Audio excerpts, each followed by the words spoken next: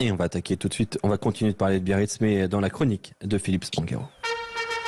Hé, camarade, t'as pas 100 balles? Sud Radio Rugby.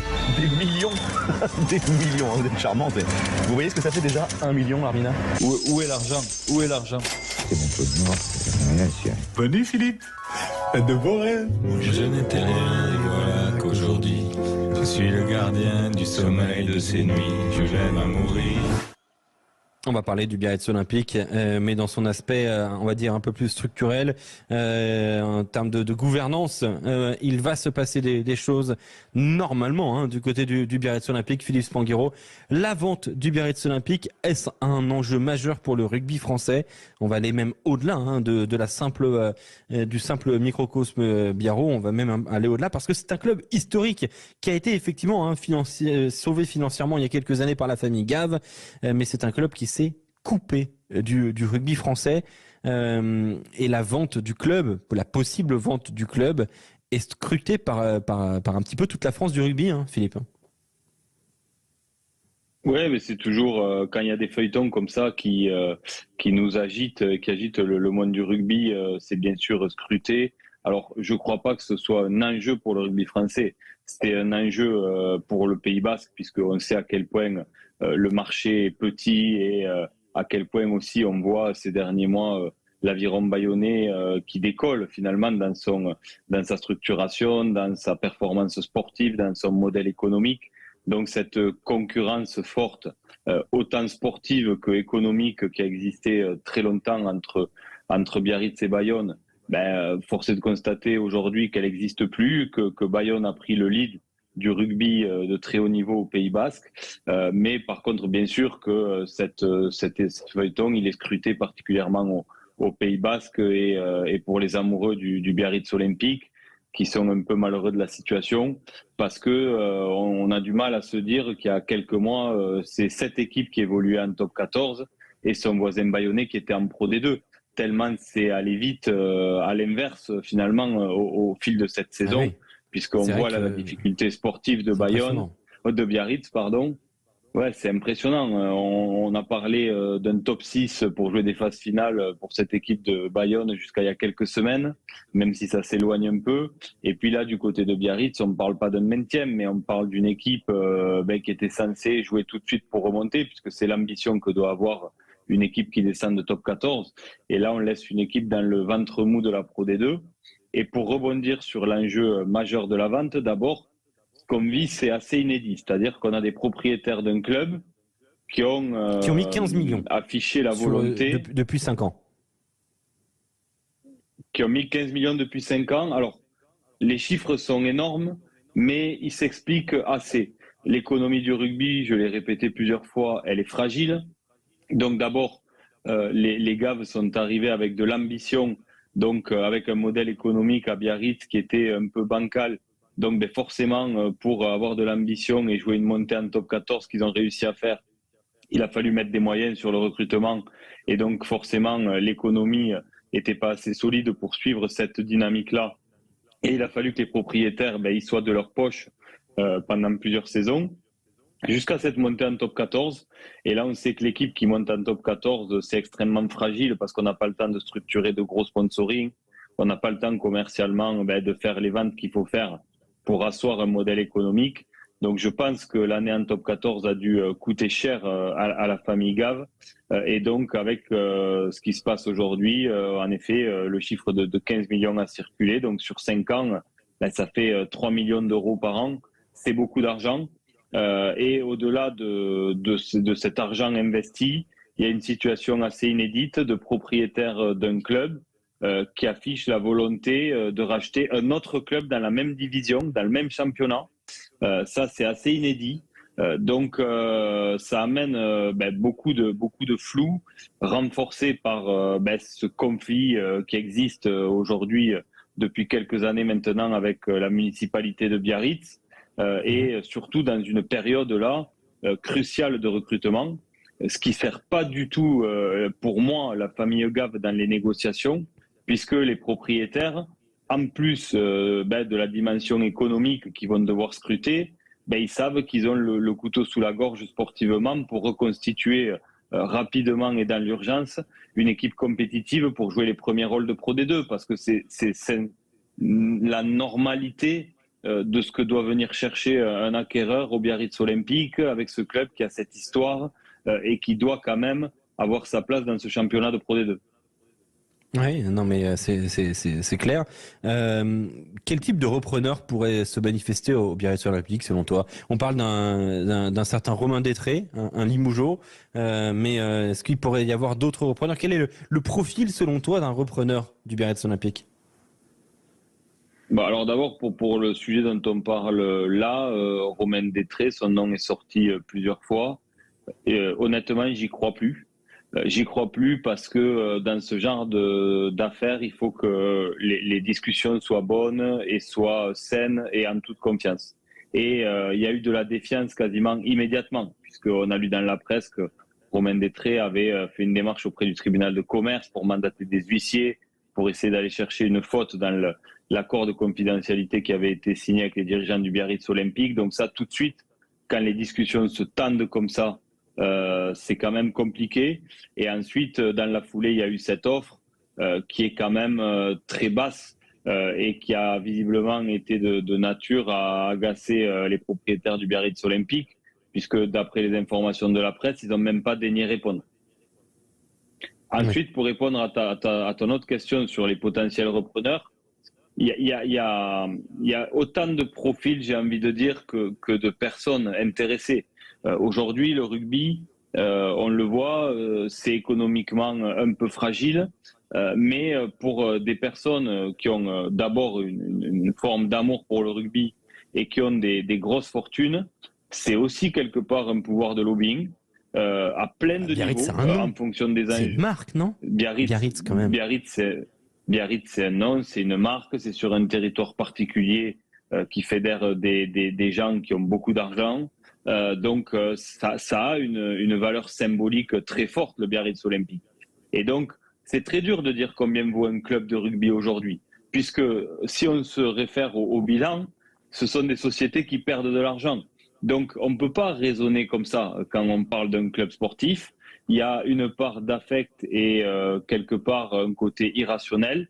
Mais aujourd'hui, si on essaie de regarder ce qui s'est passé dans le monde du rugby récemment sur les ventes de clubs, on peut estimer quand même que le Biarritz Olympique a une valeur supérieure à l'offre qu'on a vu circuler dans la presse cette semaine. On a vu tourner 3 millions. Voilà, mais 3 millions et puis parfois 1,3. Voilà, dans ces eaux-là, oui, parce qu'en fait, non, c'est bien ça, c'est 3 millions avec un abandon de compte courant de la famille Gave de 1,7 million.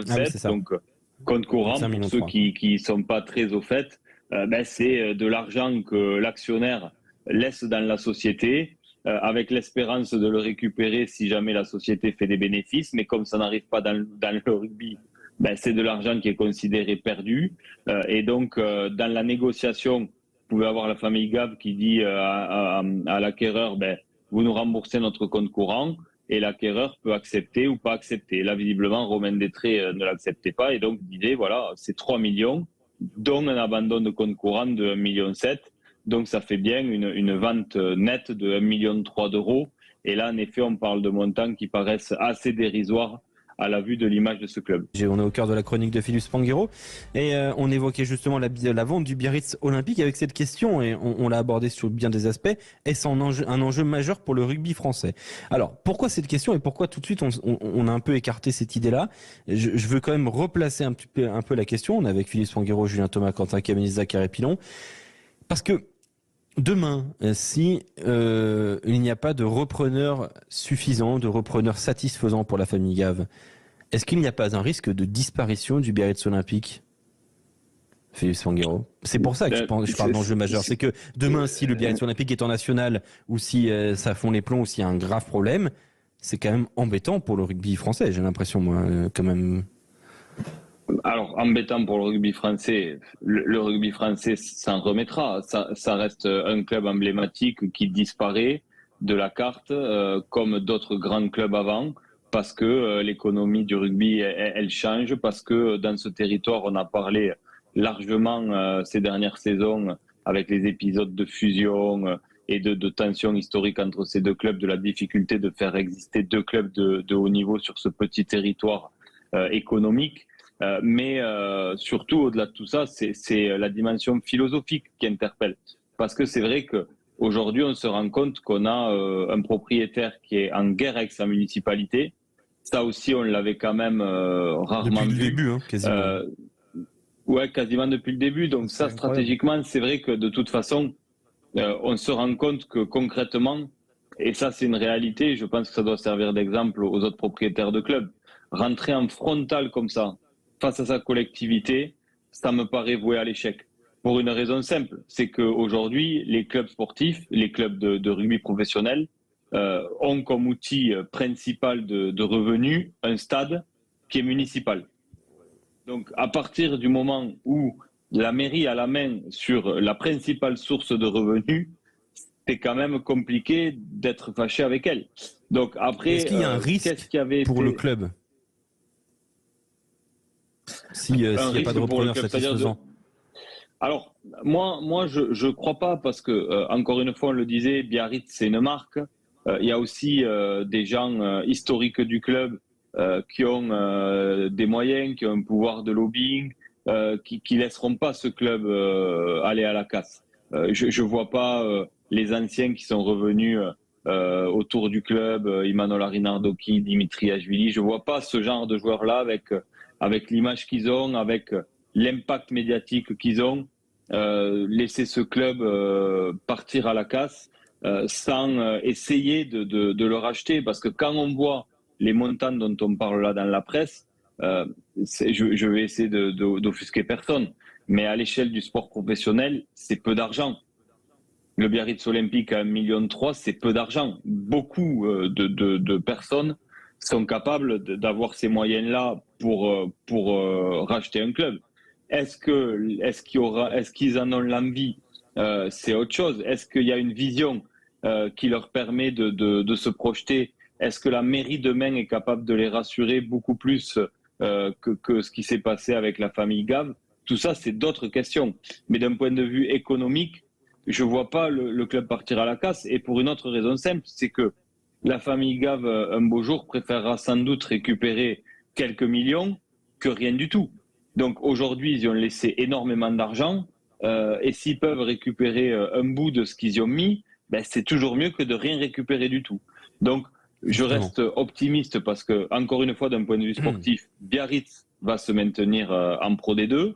Donc, ils vont avoir une saison prochaine à aborder très délicate d'un point de vue de l'effectif et de la réorganisation sportive. Mais on parle d'un club qui est quand même installé en Pro D2 et qui se projette en Pro D2 la saison prochaine.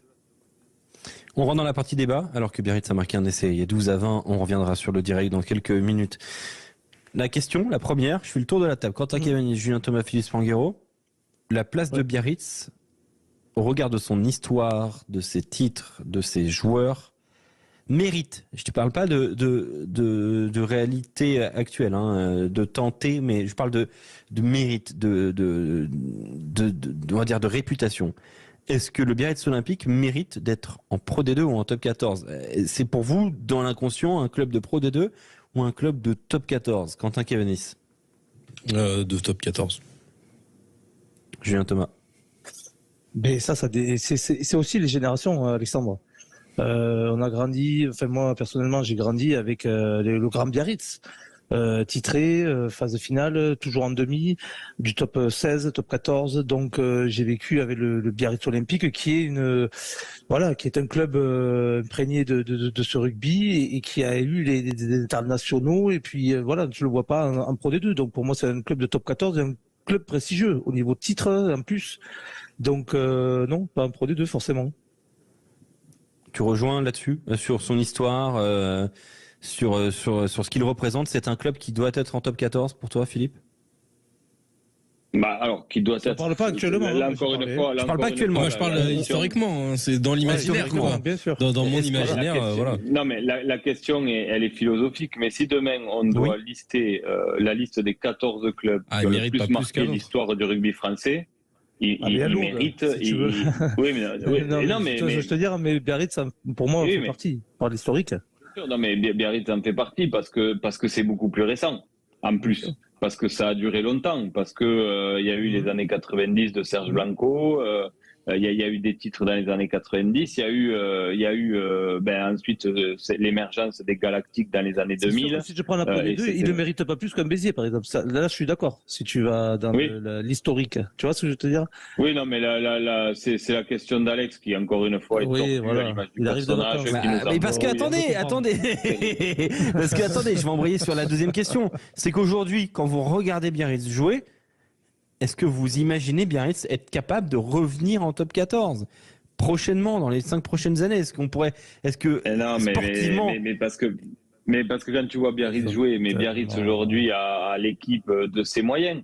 Enfin, je veux dire, c'est encore une fois, on ne peut pas avoir ce débat d'un point de vue que philosophique. On est obligé de le raccrocher à l'enjeu du moment, à ce nouveau rugby, aux enjeux économiques. Si demain la famille Gave disait on est prêt à perdre 15 millions sur une saison et on fait une équipe capable d'être ambitieuse en top 14, ils y arriveraient. Ah non, mais là je suis en désaccord. Philippe, je suis pas d'accord avec toi. Structurellement, le stade, on sait qu'il commence à être vétuste, que le centre d'entraînement, il est pas au niveau. On sent qu'il y a quand même beaucoup de retard pris par le Biarritz Olympique par rapport, par exemple, un club comme Perpignan qui est en train de faire un centre d'entraînement. Est-ce qu'aujourd'hui, le retard sur les autres qui jouent le maintien en top 14, Brive, Perpignan, Pau, est-ce que le retard, il n'est pas déjà un peu trop grand là? Est-ce qu'en une saison, tu peux rattraper ce retard, selon toi, Philippe, en mettant 15 millions sur la table, comme tu dis? Non, moi, tu disais l'équipe qu'on voit sur le terrain aujourd'hui. L'équipe, c'est des joueurs qu'on achète. Les infrastructures, c'est autre chose. Aujourd'hui, Biarritz a décroché, clairement. Et c'est vrai que ça va très très vite. Oui, à cause de l'extra rugby. Moi, je pense que ça va très vite, voilà. Bien sûr. Alors qu'ils peuvent avoir l'équipe pour jouer le top 6. Pour moi, c'est une équipe qui doit pas être à 10e ou au milieu de classement. Mais Pro D2, tu parles. Tous les faits de la saison, avec ces extras de président, que un coup tu vas à Lille, un coup tu vas à Saint-Sébastien, un coup tu vas ici, après derrière la mairie, alors que justement c'est une ville qui doit être derrière son club et que tu es en opposition avec la ville et puis etc. Et les mecs surtout, non mais les joueurs, le pire c'est que moi je parle sportivement. Du coup, tes joueurs, tu sais pas ton club l'année prochaine, le budget, ce qu'ils ont, si ils peuvent te payer, pas payer. Mais même s'il y a de l'argent, est-ce que tu as envie d'y aller? Non, mais t'as une famille, t'as des enfants, t'as peut-être mis un crédit pour et donc tu ne sais même pas ce que va faire le Biarritz Olympique. Ah oui, non, mais même si le club, imaginons, on veut mettre beaucoup d'argent, est-ce que toi t'as envie d'y aller quand tu vois comment toutes les histoires autour, est-ce que t'as envie d'aller jouer dans cette équipe? Non, mais aujourd'hui, une chose est sûre, c'est qu'un joueur, il est reçu par un manager, par un président qui lui présente un projet. Ah oui. Un joueur, aujourd'hui, il a besoin de se projeter. Au moins, il n'y en a pas. Je parle avec Philippe. Et donc, aujourd'hui, c'est terrible. Parce que comment tu veux attirer des joueurs? Et puis surtout, la famille Gave n'est même pas dans une démarche du coup d'aller chercher des joueurs et de structurer une équipe compétitive pour la saison prochaine, puisque ils sont à l'affût d'une offre pour partir et le plus vite possible s'ils peuvent. Donc aujourd'hui, ça amène en plus une situation de fragilité de leur côté dans la négociation avec des repreneurs. Parce qu'encore une fois, le repreneur va dire, écoutez, le BO, c'est un club qui perd, 1 million, 2 millions par an, peu importe, je connais pas les chiffres. Et donc, en plus de provisionner la perte de l'année prochaine, je vais avoir une saison très compliquée sportivement, ou peut-être, en plus du risque financier, je vais avoir un risque de maintien en Pro D2. Donc, je vais peut-être acheter un club qui va potentiellement descendre en national. Donc, ça fait quand même beaucoup d'interrogations pour un repreneur potentiel. Et c'est clair que ça complique encore davantage les discussions au-delà de tout l'aspect économique, qui est toujours un sujet compliqué dans les négos. Philippe, Julien, Quentin, il y a 3-4 ans, on vous disait Bayonne joue le top 6 en top 14. Est-ce que vous auriez cru dans ces proportions-là aujourd'hui? même, voilà, enfin, globalement, après, on voyait que le stade était en train d'être rénové. Enfin, il y avait beaucoup de choses quand même. Est-ce que vous auriez imaginé Bayonne capable d'être le Bayonne d'aujourd'hui? C'est ma première question. Et la deuxième en découle. Est-ce qu'on peut imaginer Biarritz avoir un destin à la bayonnaise en 3-4 ans? Comme ça? Même pas, en 2-3 ans, j'ai envie de dire, Non. Julien. Non, moi, c'est vrai qu'auparavant, tu voyais Biarritz Olympique, le club phare, et Bayonne. En Moi, fait, tu me dis il y a 3-4 ans, Bayonne. C'est comme Toulouse de Castres, un peu, tu vois. Tu sais quand Bayonne perd au tir au but avec Stéphane Armitage, tu te dis, Biarritz voilà, qui va Bayonne, se ça va être reprendre un difficile. petit peu des couleurs, qui va reprendre un petit peu. Puis en voilà, 2-3 ans, t'as un autre monde qui s'est créé. Mais moi, ce que je disais en parlant en off un petit peu avec Philippe, ma question était, mais je ne le connais pas, donc je ne peux pas en parler. C'est pour ça que j'ai posé. C'est quelle était dès que Aligé est venu à la présidence, quel était le fil conducteur de sa présidence et vers où il voulait tendre. J'ai l'impression que ça partait dans tous les sens et tout et n'importe quoi, et que le Biarritz Olympique ça retrouve à ce niveau-là. Voilà ce que je veux dire. Il n'y avait pas de, je sais pas ce qu'il voulait, où il voulait en venir avec ce club du Biarritz Olympique en fait. Moi, j'ai rien contre Monsieur LDG personnellement. Moi non plus, je ne le connais pas. Mais je n'ai aucun problème à dire que il a été probablement un très mauvais président. Moi, je suis un investisseur. Je regrette énormément d'avoir choisi Jean-Baptiste LDG comme président. Personnellement, si j'étais investisseur, ce que je ne suis pas, mais un président est censé incarner un club. Si il a un fil conducteur, que ce soit cohérent et que ce soit, je comprends, mais là, ça partait dans tous les sens. Tu vois, Alexandre, je ne sais pas où il voulait mener ce club. Et son équipe aussi, d'ailleurs. Et après, ça a impact sur le sportif. C'est ça le problème, quand on parle sportif. Pour revenir à la question que je posais, Philippe, est-ce que tu peux imaginer que Biarritz est capable de combler, de suivre un peu le modèle qu'a fait Bayonne sur 2-3 ans, quoi? Ça a été extrêmement rapide. Non, 2-3 ans, c'est impossible parce que d'abord, les projets structurants, ils sont à moyen long terme. Et aujourd'hui, la vraie différence, elle est où? Elle est dans l'organisation capitalistique autour des clubs, parce que à Bayonne, le pouvoir est dilué. Il y a plusieurs gros sponsors qui sont décisionnaires. Et donc, il n'y a pas un décideur qui choisit la direction tout seul. Et ça, quelque part, c'est assez sain. Et deuxièmement, il y a un soutien très, très important de la ville et qui aide le club à mener ses projets, à être ambitieux. Et donc, quand vous avez une collectivité, une municipalité alignée avec votre projet sportif, ben, les choses avancent et ça va plus vite, mais les décisions qui ont été prises de cette nouvelle tribune, de ces nouveaux espaces réceptifs, de tout ce qui fait que aujourd'hui l'aviron bayonnais peut se permettre d'être ambitieux et de viser haut dans le top 14, c'est des projets qui sont pas décidés il y a 2 ou 3 ans. C'est des projets qui sont dans les tuyaux depuis 6-7 ans. Le nouveau centre d'entraînement, le centre de formation. Donc, si tu veux, la temporalité dont tu parles, elle n'est pas possible. Là, aujourd'hui, c'est quasiment 10 ans. Donc aujourd'hui, ça montre à quel point le temps est compté pour le Biarritz Olympique, à quel point la concurrence est forte, à quel point ça va vite, et surtout, à quel point, dans le temps, les collectivités vont se désengager et de moins en moins aider les acteurs privés du sport. Donc, il faut s'en servir de marchepied des collectivités, mais s'en servir pour trouver un modèle économique. Et c'est pour ça aujourd'hui que la plupart des grands clubs travaillent sur leurs infras, sont aidés par les collectivités sur leurs infrastructures pour essayer de générer des revenus hors jour de match, pour essayer d'être encore plus performants les jours de match et pour devenir autonomes. Mais les clubs ne peuvent pas faire l'économie d'avoir la collectivité comme marchepied pour structurer tout ça. Et quand vous avez une ville qui dit niet au propriétaire du club et qui ne veut pas accompagner, pour X raisons, c'est mort. Et à dire aussi, Philippe, dis-moi si je me trompe, c'est que aussi l'association dont les anciens du Biarritz Olympique qui sont dans l'assaut, c'est eux qui ont le pouvoir en fait de tenir un club et qui au niveau financier aussi, non? Il y a alors au niveau financier, non, mais débat, je veux pas déborder, non, mais en fait c'est très intéressant. Mais en fait, bien sûr, Biarritz c'est intéressant. Pourquoi? Parce que ça cristallise tous les sujets qui peuvent exister aujourd'hui dans le rugby professionnel. D'abord, quand une association est en guerre avec sa SASP, avec son secteur professionnel, ça amène une problématique majeure, puisque c'est l'association qui donne le numéro de licence, enfin l'agrément, pour jouer la compétition. Donc en fait, une SASP, c'est une société anonyme, sportive certes, mais c'est une société qui ne peut pas jouer dans un championnat sans avoir l'autorisation de son association. Donc, il vaut quand même mieux avoir de bonnes relations. Ensuite, aujourd'hui, avec l'enjeu des GIF, etc., le travail de l'association, il est devenu de plus en plus important, puisqu'il faut être fort sur sa formation avec des jeunes Français pour que ça coûte moins cher que d'aller recruter.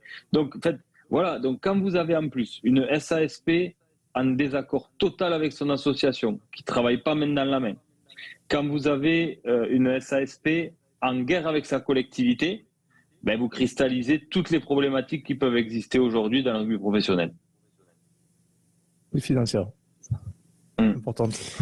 Dernier tour de table sur ce sujet et on clôture. La morale de tout ça, pour finir, c'est que de toute façon, être en guerre avec tout le monde, ça n'est pas possible parce que un club de rugby sur son territoire, la seule chose qui peut le rendre plus ou moins viable économiquement, c'est d'être fédérateur. C'est de regrouper tout le monde autour du stade le week-end et que tout le monde ait plaisir à se retrouver, à vivre ensemble. Et là, on arrive à trouver un semblant d'économie. Mais quand vous n'arrivez pas à faire ça, c'est extrêmement compliqué. Dernier tour de table et on ne développe pas, s'il vous plaît, messieurs. C'est un oui ou c'est un non. Zachary Pilon, on commence par toi. Est-ce que en 2023, ou enfin, dans nos temps actuels, Biarritz et Bayonne peuvent-ils être performants en top 14 en existant tous les deux? Oui, enfin moi je vois pas de lien de cause à effet entre les deux, ou de lien entre la performance des deux clubs, mais je pense surtout que Biarritz aujourd'hui, au vu de la réalité... On a dit on ne développe pas. Bon, on ne développe pas alors. C'est oui ou non? Et moi, je pense que oui. Oui. Philippe Spanghero? Non. Julien Thomas? Oui, non. Oui. Oui ou non? J'avoue, c'est comme. Je dirais oui s'il y a du mécène, des mécènes. Oui, c'est ça. Voilà. C'est pareil. C'est oui s'il y a de l'argent, quoi. Ça dépend en fait. Oui, avec un milliardaire qui. Voilà. De chaque oui, côté. s'il y a de l'argent d'ailleurs. Voilà, c'est ça. Si c'est des assemblées, des comités, non. Voilà. Oui, parce que on a la sensation que le tissu territorial est plutôt tissé par l'Aviron que par le Biarritz Olympique. Voilà donc pour la chronique très très longue aujourd'hui de Philippe Spanghero et le débat derrière, mais c'est super intéressant.